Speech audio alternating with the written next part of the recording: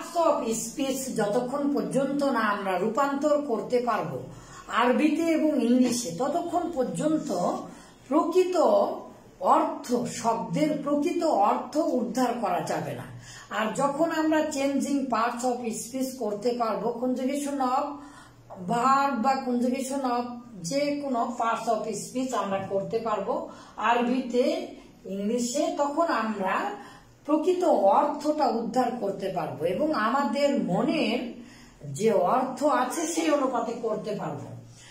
আরবিতে একই শব্দের পার্টস অফ স্পিচেস, এটা কিন্তু সরফে সাগীর ও সরফে কাবির নয়। তাহলে এটা কি? এটা একটা নতুন পদ্ধতির মতো, শত শত রূপান্তর, তাও আবার প্রতিটি অর্থ নিজেই তৈরি করে নিজেই আপনি আপনার প্রয়োজন অনুপাতে অর্থ করতে পারবেন। ভার্ব, মাজদার, সিফাত, হাল বা অ্যাডভার্ব বা নাউন, ফরম, ভার্ব, এরকম ভাবে। যেমন আসআবা ইসআইবু, ইফআল থেকে হার্ডেন, কঠিন করা, ইসআবুন। সউবাতুন, সউবাতুন হচ্ছে মূল মাসদার, সউবাতুন।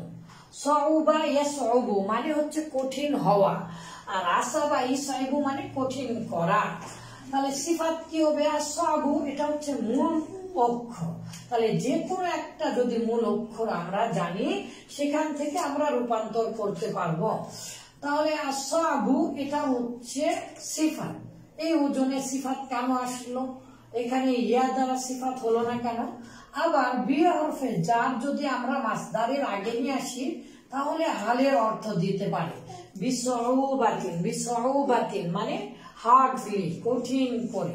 তাহলে ইখতিসারা, ইখতাসারা, ইখতাসিরু, ইখতিসারান, এই যে মাসদার, তাহলে ইখতাসারা, ইখতাসিরু, ইখতিসারান, এই যে মাসদার, এখান থেকে শর্ট, শর্টেন। এখানে ইংলিশে আবার কিভাবে গঠন হচ্ছে এটা আমরা দেখিয়ে দিয়েছি। তাহলে এটা তো মূলত ইসমু মাফউল মুখতাসর, কিন্তু কে মুখতাসর মানে সংক্ষিপ্ত।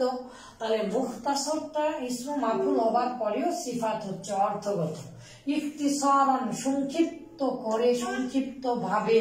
তাহলে কসদা ইয়াকসুদু, আল কসদু মাকসুদুন, কসদান, কসদান দ্বারা কিভাবে অ্যাডভার্ব হয়, কিভাবে হাল হয়, এগুলো আমাদের জানা উচিত। কারণ খসসা, ইউখাসসিসু বাবে তাফঈলে মাসদার তাখসিস। তাহলে মুখাসসাসুন, আবার খাসসাসুনটাও হচ্ছে সিফাত। আবার বিতাখসিসি বললেও হাল হবে, অ্যাডভার্ব হবে, আবার খুসুসান হিসাবেও বেশি ব্যবহার হবে।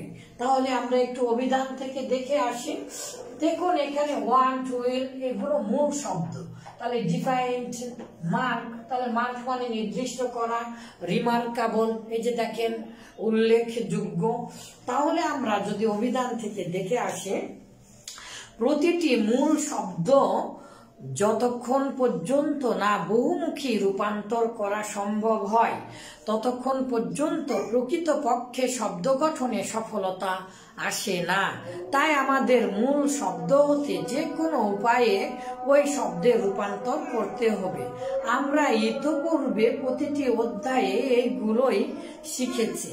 তথাপি এ অধ্যায়ে সেগুলো একই সাথে একক মূল শব্দ হতে নাউন, ভার্ব, অ্যাডজেক্টিভ বা অ্যাডভার্বের গঠন সহ পর্যায়ক্রমে ধারাবাহিক সুবিন্যস্ত আকারে পূর্বের নিয়ম অনুপাতে নতুন করে সাজানো হচ্ছে, যাতে করে এর আলোকে হাজার হাজার শব্দ নিজেরাই তৈরি করতে পারি। কারণ আমরা যে নিয়মাবলী শিখেছি তা মূলত অভিধানমূলক বিজ্ঞান, তা মূলত অভিধানমূলক বিজ্ঞান। এভাবে যদি আমরা বুঝতে পারি